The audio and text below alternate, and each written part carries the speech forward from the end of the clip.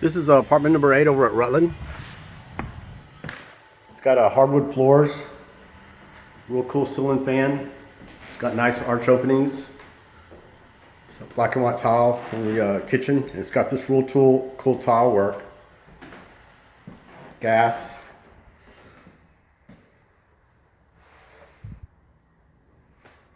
Pantry.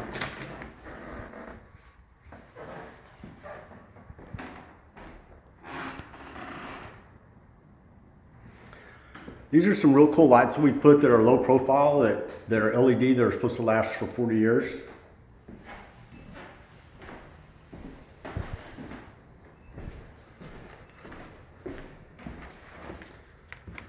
See a bedroom, again with the cool ceiling fan.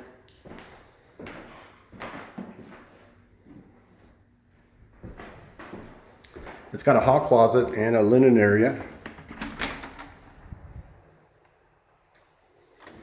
And a real cool bathroom with gray and white checker tile. Got a cool vanity. It's got one of these LED lights in the for the water. It's kind of cool.